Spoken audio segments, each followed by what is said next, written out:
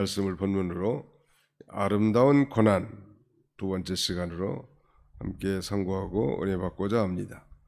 오늘 20절에 보시면 20절 하반절에 그러나 선을 행함으로 고난을 받고 참으면 이는 하나님 앞에 아름다우니라 그랬습니다. 우리가 이미 살펴본 대로 이 고난에는 이 베드로 사도가 적시한 이 세 가지 종류가 있다고 그랬죠. 첫째는 이 부당하게 당하는 고난, 그것도 주님을 생각하면서 슬픔을 참으면 그것도 아름답다고 했죠. 두 번째 고난은 죄가 있어 매를 맞고 참으면 무슨 칭찬이 있어요 그랬는데 바로 죄를 짓고 당하는 고난, 이거야말로 마땅한 고난이겠죠.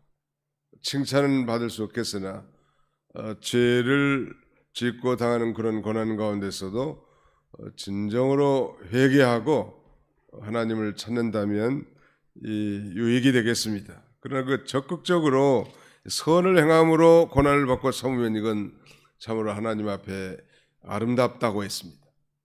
한번 따라서 해보실까요? 선을 행함으로 고난을 참으면 이는 하나님 앞에 아름다우니라. 뭘 행함으로 고난을 참아요? 예. 선이라고 하는 게 막연한 추상적 명사가 아니라고 그랬죠. 이 선은 명백한 하나님의 뜻이 선이요. 하나님이 선하신 분이시고 하나님의 말씀이 선한 말씀이고 하나님의 뜻이 선한 말씀이란다. 선한 거란다. 단순히 순진하고 착한 게 선이라고만 말할 수 없는 거죠. 그런 면에서. 그러니까 하나님의 뜻을 행하다 보면 반드시 고난을 찾아올 건데 그 고난을 잘 참고 이겨나간 것, 그것이 바로 하나님 앞에 아름다운 거란, 어울리지는 않지만 아무튼 이 아름다운 고난이라고 제목을 잡은 것은 오늘 두 번이나 반복된 부분을 참고한 것인데 이 아름다운 것과 고난은 어울리지 않죠. 그런데 그 아름다운이라는 그 원어적 의미는 그 하나님 앞에 인정을 받는 것이다 그런 말. 그러니까 선을 말하자면 행하고 선을 행함으로 고난을 받고 참는 것은 하나님 앞에 인정받을 만한 거란. 고난을 안 받을 수도 있어요. 국면을 타개하기 위해서 거짓말한다든지 양심을 속이면 순간의 고난을 면할 수 있겠으나 그건 믿음을 쓰지 못한 하나님 앞에 거짓된 행동이 되겠죠. 그래서 이 아름다운 고난이라는 건 고난 자체가 복이고 은혜라는 말씀이에요. 고난 자체가, 즉 하나님의 뜻을 행함으로 당하는 고난은 그야말로 그 자체가 복이고 은혜란 말.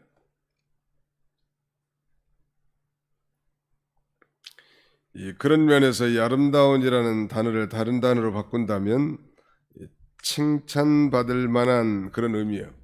영어 성경에는 commendable 이렇게 반복하고 있습니다. commendable, 칭찬받을 만하다. This is commendable. 이것은 칭찬받을 만하다. 오늘 이 예수님께서 이 아름다운 고난의 본을 보이셨죠. 그리고 우리로 하여금 그 본을, 그 자취를 따라오게 하셨다고 거기 21절에 말씀합니다. 21절 같이 읽습니다. 시작. 이를 위하여 너희가 부르심을 받았으니 그리스도도 너희를 위하여 고난을 받으사 너희에게 본을 끼쳐 그 자취를 따라오게 하려 하셨느니라.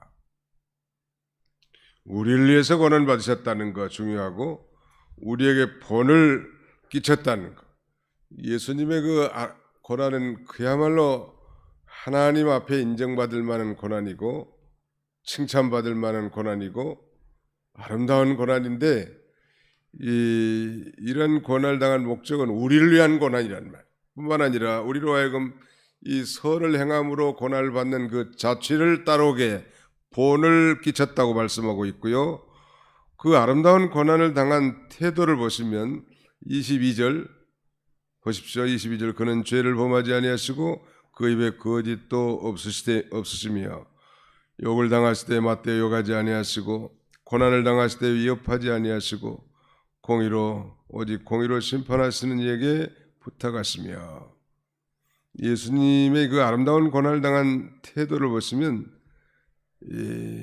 죄를 범하지 아니하시고, 고난 가운데 우리 인간들은 죄를 범하기 쉽죠. 특별히 예매하게 고난 당할 때 아주 쌍심지를 키고, 그 다음에는 죄를 범하기 쉬운 게 우리 인간들인데, 예수님은 그런 그 고난을 당하면서도 죄를 범하지 않았다고 그랬고, 그 입에 거짓도 없으셨다고 그랬습니다. 옛날에 일제시대 때 그 신사 참배하는 거, 일본 천황에게 동방요배나 그 다음에는 신사를 참여하는 것이 죄인과 죄가 아닌가. 그때 당시에는 죄가 아니라고 하면 아무 고난이 없어요. 그런데 그건 하나님 앞에 우상 숭배고 죄다. 그래서 감옥에 들어가고 순교도 당한 거 아니에요? 거짓말로 죄가 아니다. 그런 사람도 있었다고 그래요. 우리도 때로 순간을 모면하기 위해서 거짓말로 사실대로 예, 아니요 하면 될 텐데 거짓말로 예 해놨단 말. 그 순간의 고난은 면할 수 있지만 그 양심을 속이는 거란. 우리는 하나님 앞에 이 아름다운 고난의 좌치 이를 따라오도록 본을 보여주신 주님을 쫓아서 고난 가운데서도 죄를 짓지 말고 잘 참고 나가는 것. 말보다는 그런 그 고난받는 자세와 태도를 통해서 우리에게 영향력을 받는 사람들에게 감동을 줄 수 있습니다. 옛날에 그 김성결 목사님이라는 분이 계셨는데 일찍 세상을 뜨셨어요. 아주 설교도 잘하시고 목회도 잘하신 모범적인 목사님이신데 말년에는 그 후두암인지 아무튼 암에 걸려서 세상을 뜨셨는데 거기 문병을 갔더니 암에 걸린 환자인지 우리를 위로해 주는지 알 수가 없더라고. 얼마나 그 자태가 고결한지.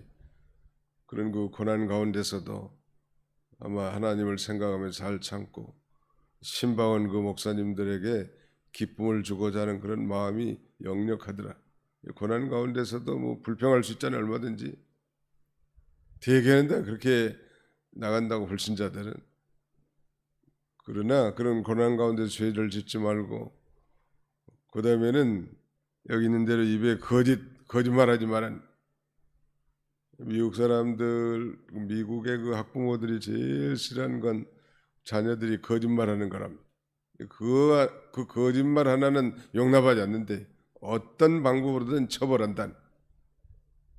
저는 거짓말하는 사람들은 혼장을 냅니다. 분명히 명백한 거짓말인데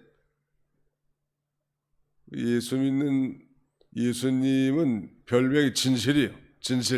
진실이고 거짓말한 건 사기꾼도 아니고 이거 뭐예요? 마귀에게 속한 거 아니에요? 거짓은 마귀에게 속한 것이고 마귀는 처음부터 거짓말했어요. 에덴 동산에서부터 하나님의 진실을 알고 있는 아담과 하에게 슬쩍 들어가지고 거짓말했단 말. 마귀에게 속한 거예요. 이 사람이 마귀에게 속한 것인지 아닌지 어떻게 알 수 있을까? 거짓말한 거 보면 알아요. 이 사람은 마귀에게 속한 자구나. 좀 부족해도 진실한 걸 하나님이 기뻐하셔. 예수님이 그 길을 걸어가셨단 말. 그 다음에 아름다운 이 고난의 결과에 대해서 이제 24절로 25절 말씀하는데 세 가지요. 친히 나무에 달려 그 몸으로 우리의 죄를 담당하셨으니 우리 죄를 담당하신 것이고, 두 번째는 이는 우리로 죄에 대해 죽고 의에 대해 살게 하였습니다. 우리로 하여금 죄에 대해 죽고 의에 대해 살게 하려는 것이고, 25절 너희가 전에는 양과 같이 길을 잃었더니 이제는 영혼의 목자와 감독 되신 이에게 돌아왔느니라. 영혼의 목자와 감독 되신 이에게 돌아오게 하신 거예요.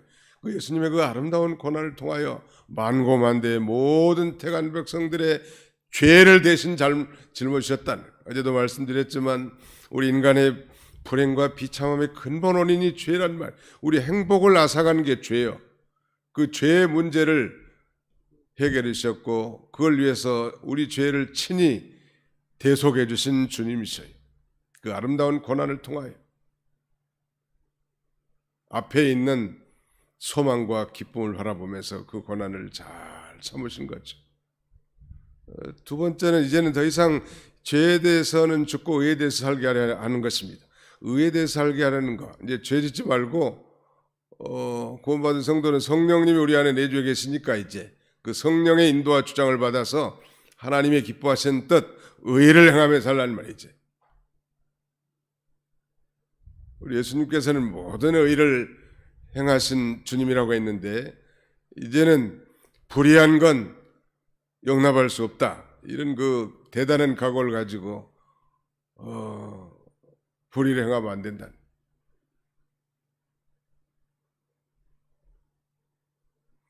그 강원도에 가니까 그 오죽헌에 이율곡의 그 뭐 사당인지 뭐 기념관이 있는데 가보셨을 거예요.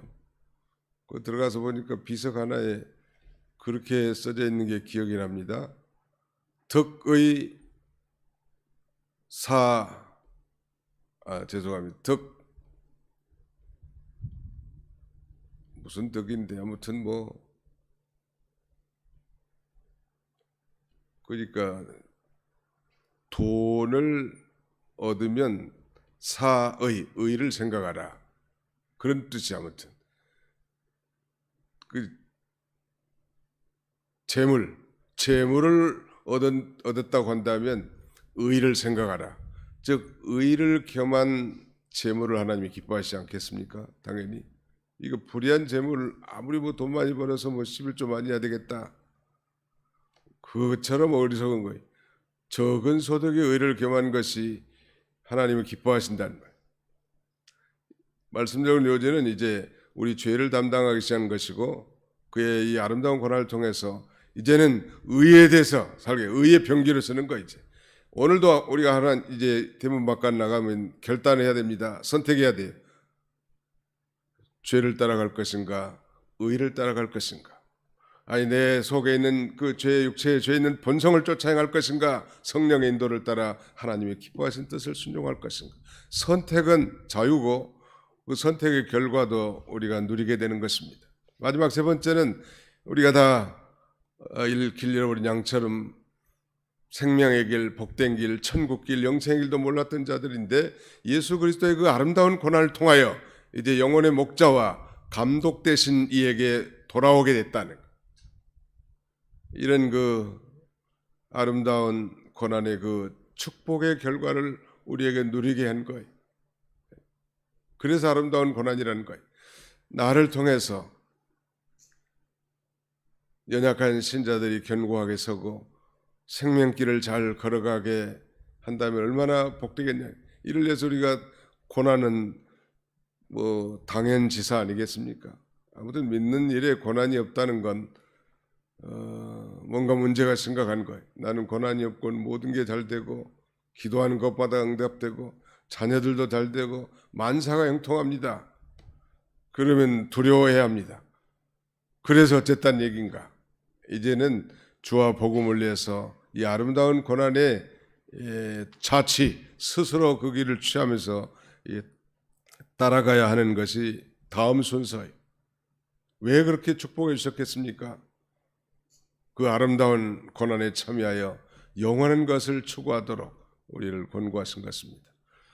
오늘 이 아름다운 고난, 어울리지는 않는 제목이긴 하지만 선을 행함으로 고난을 받는 것이 이것이 참으로 하나님 앞에 아름답다고 했으니까 하나님의 뜻을 순종하면서 고난당하는 것 때문에 낙심하지 말고 좌절하지 말고 죄짓지 말고 오히려 그 고난을 통해서 하나님 앞에 영광을 돌리고 많은 생명을 주 앞으로 인도하는 저와 여러분들이 다 되시기를 주님의 이름으로 축원합니다. 거룩하신 우리 아버지 하나님께서 오늘 이 베드로 전서를 통하여 이 아름다운 고난에 대해서 다시 한번 우리의 심령을 자극하시는 또 회개를 촉구하시는 그 은혜와 사랑을 진심으로 감사합니다.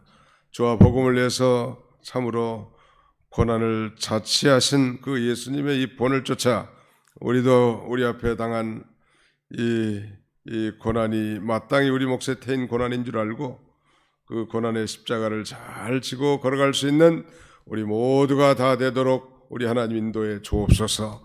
예수 그리스도의 그 아름다운 고난을 통하여 우리의 죄를 대속해 주시고 이제 더 이상 죄에 대해서는 죽고 의에 대해서 살게 하실 뿐만 아니라 영혼의 목자와 감독 되신 이에게 돌아오게 하셨다고 했사오니 이런 이 축복의 결과를 누리면서 이제 그 참된 영혼의 목자와 감독 되신 이의 음성을 잘 듣고 그 길을 잘 쫓아갈 수 있는 저희 모두가 다 되게 해 주시옵소서. 환자들과 어려움 당한 성도들 권고하사 능력의 오른손으로 안수한 차례시고 깨끗하게 치료해 주시고 고난과 어려움 당한 우리 성도들이 더욱 하나님을 의지하며 믿음으로 이 길을 잘 걸어가도록 인도해 주시옵소서. 예수님의 이름으로 기도하옵나이다. 아멘.